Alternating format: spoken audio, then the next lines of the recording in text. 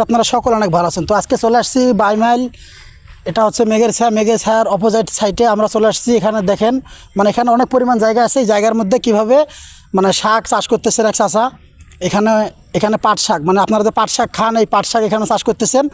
আর এটা কিভাবে চাষ করা হয় এবং এটা করতে কত পরিশ্রম, এটা তো আপনারা জানেন না। এখানে কত পরিশ্রম করার পর এই শাক লাগানো হইতেছে, আর এটা কত দিনে বড় হবে, মানে খাওয়ার যোগ্য হবে, এই বিষয় নিয়ে আমরা চাচার সাথে কথা বলবো। আপনারা আমার সঙ্গেই থাকুন, ভিডিওটা কেউ টানবেন না, ভিডিওটি সবাই দেখুন। চাচা, মানে আপনারা যে এই জায়গায় লাগাইছেন, এটা কতদিন লাগবে মানে বড় হইতে? 30-35 দিন লাগবে। 30-35 দিন, মানে এখানে যে পাট শাক লাগানো হয়েছে এটা 30-35 দিনের মধ্যে এটা মানে খাওয়ার যোগ্য হবে। হ্যাঁ, মানে এখানে যে আপনি পরিশ্রম করতেছেন, এটা আপনার নিজের জায়গা না মানুষের জায়গা। মানে অন্যের জায়গায় তো আপনি চাষ করতেছেন। জি জি। এখানে তো আপনারা সবাই শুনতেই পারলেন, এখানে অন্যের জায়গাতে উনি চাষ করতেছেন, যার বিনিময়ে এখান থেকে কিছু টাকা ইনকাম করবেন। এই কারণে সবাইকে